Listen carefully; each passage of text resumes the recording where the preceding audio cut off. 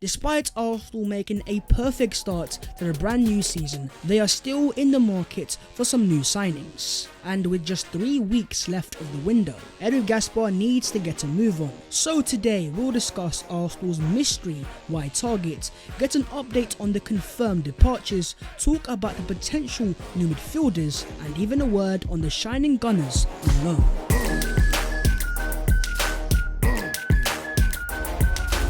Yo, what is going on, guys? My name is Babs14. Welcome back to your boy's channel. I hope you are doing sensational, and don't forget to smash a like on the video if you enjoy the content. Subscribe to the channel if you are new. We are on the road to 200,000 subscribers, so join the Team 14 revolution. And if you want to win yourself that pink Arsenal beauty of a kit, all the details of how to win it are down below in the description, and the winner will be announced on Friday. But starting off with an update on the Arsenal wide targets. If Bukayo Saka was to unfortunately get injured or be unavailable, then Arsenal are in serious trouble. So if our ambition is to become like a Liverpool, like a Man City, you have to have at least 2 top players ready in every single position. So yes, Arsenal have signed 5 players, but they remain on the transfer market, and after the win against Crystal Palace, Mikel Arteta was there to reiterate, confirming that Arsenal will still try to complete more signings, saying that we are going to try.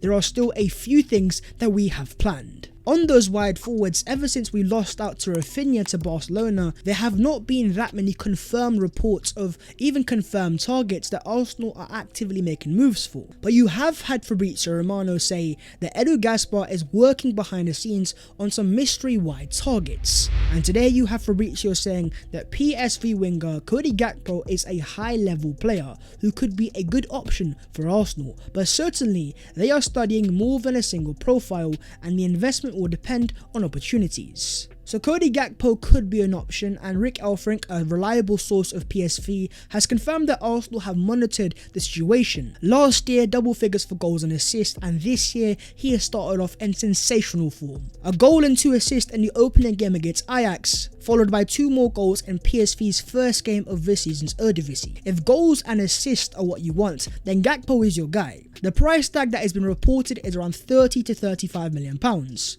But more importantly, a lot of reports out of Holland have confirmed that if Arsenal want to sign Gakpo, they're going to have to wait after PSV's Champions League qualifiers. And those Champions League qualifiers come to an end today as PSV play Monaco in the second leg at their home in Eindhoven after the first leg ended 1-1. So maybe that's a game that Arsenal fans should keep an eye on. But more importantly, my concern is the profile of where he plays. The Dutch international is a player that thrives on the left hand side of the attack, and that's a position that I think Arsenal have pretty strong with Gabriel Martinelli and also Emil Smith-Rowe. So unless Arteta sees Gakpo as a player that he can transform into a right winger, then I'm still not convinced that Gakpo is the Arsenal mystery wide target.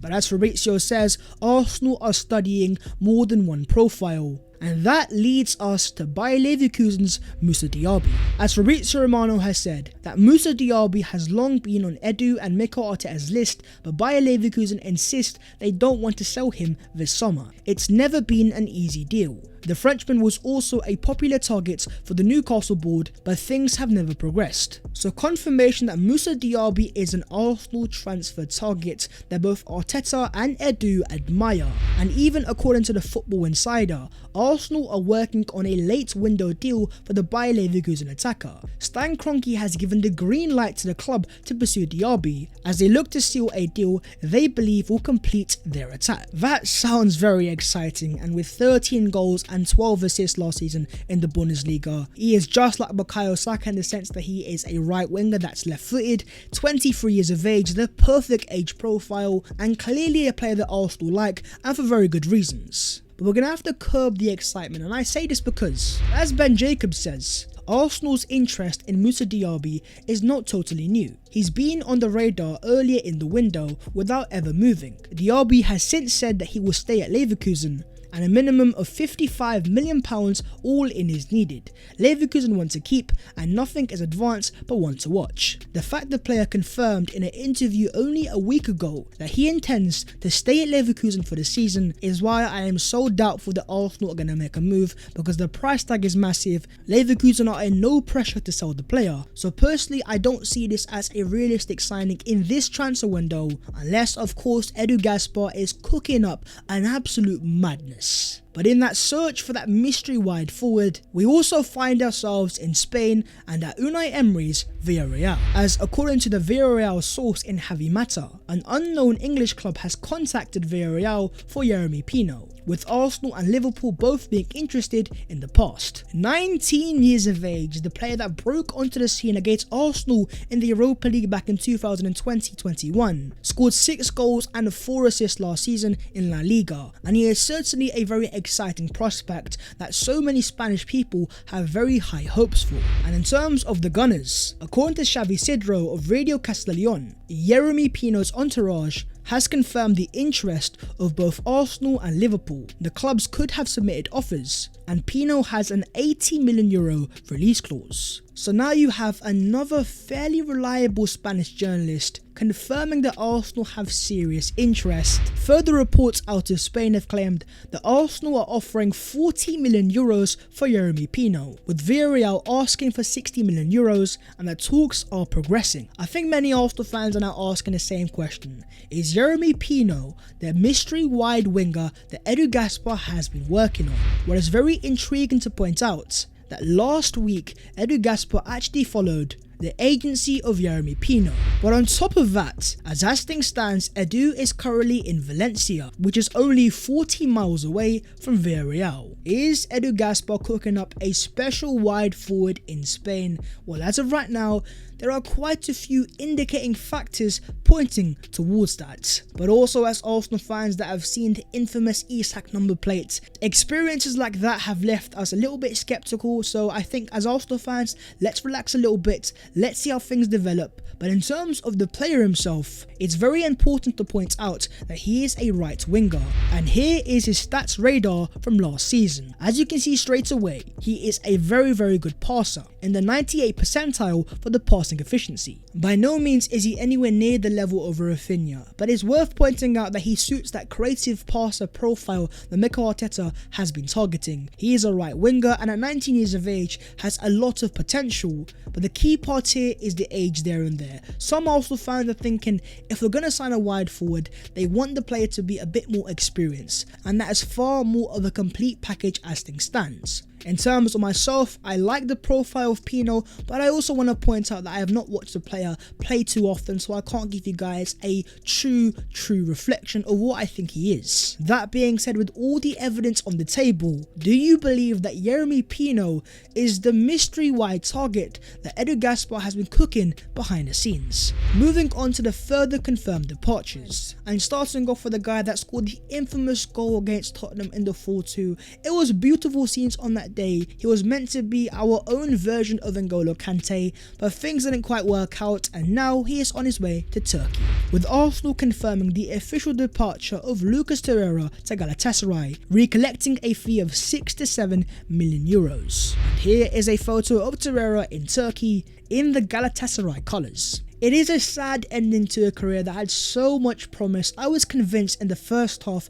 of 18-19 that this guy was the future of the Arsenal midfield, that he was going to be our anchor for years and years to come. But with his official departure, that now means that all of Arsenal's 2018 summer signings have either retired, been sold, or had their contracts terminated. The signings that were made in the start of the era of Unai Emery and signings that were scouted by Sven Mislintat have all now departed the club. It's been a massive turnaround, so all we can really say is best of luck to Torreira in Galatasaray, and now we focus onto the future. And with one midfielder on his way out, could Arsenal sign one in return? Well, the main target of course has been Youri Tielemans, and in his first game of this brand new season for Leicester against Brentford, he dropped an absolute classic, a 90% passing accuracy, 1 key pass, 2 accurate long balls, hitting the post once, winning 4 out of 5 ground duels and 5 out of 7 in the air. you can see straight away his on-ball quality, his one-touch passing, his through balls, his vision.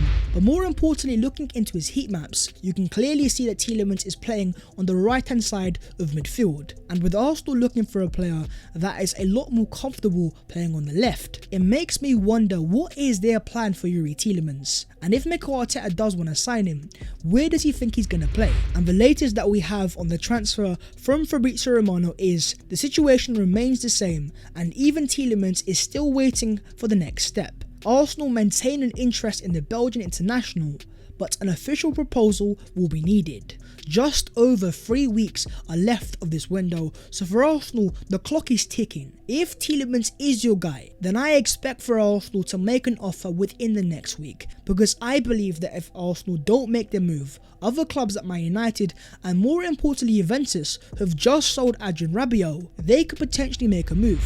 According to Matteo Moretto, in the next few hours, the representatives of Hector Bellerin will fly to London to resolve the future of the right back. There will be a key meeting with Arsenal this week, with the idea to get it as cheap as possible, with Real Betis waiting. The rumours that are flying around is that Bellerin wants to cancel his Arsenal contract, give up the €5 million that Arsenal still owe him, and then make a free transfer to Real Betis. Ultimately, I would have loved for Arsenal to have collected a transfer fee, but they have tried to sell this player. But Bellerin has always made clear he wants to only move to Real Betis, and with those guys not being able to afford him, that is why Bellerin is taking this into his own hands, trying to cancel his contract and make his move over to Betis. So I guess it is what it is. But keeping it on the right backs, Takehiro Tomiyasu made his first appearance for Arsenal in ages, starting for the Arsenal under-21s. But in terms of the style of the game itself, it was actually our brand new signing Marquinhos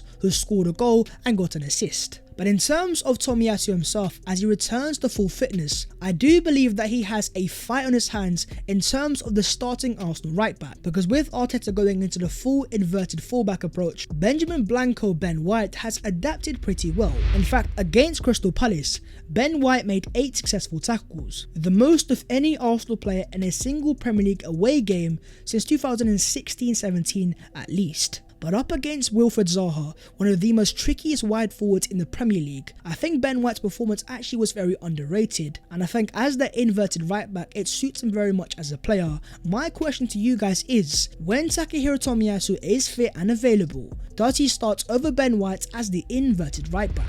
Moving on to the other Arsenal news today, and starting off with the redevelopments of the Emirates Stadium, with confirmation that work is beginning on the wraps around the Emirates, which will take place during the November and December World Cup break. And even in terms of inside the ground, Arsenal have installed brand new speakers and also a brand new screen, investing into the stadium, making the Emirates more beautiful and a better experience. As a fan that goes to games, thankfully, it's something that I personally love to see. Moving on to Nuno Tavares, who was the man of the match in his opening game for Marseille, scoring Marseille's second, making 50 passes, an 82% passing accuracy, 4 key passes, 2 big chances created, 3 successful dribbles, 3 tackles won, 2 interceptions, 4 clearances, 2 aerial duels won, and 9 duels won on the ground. A tremendous performance with a tremendous goal. Nuno Tavares announcing himself to Ligue 1. But in this game, he wasn't the only Arsenal loanee that was shining.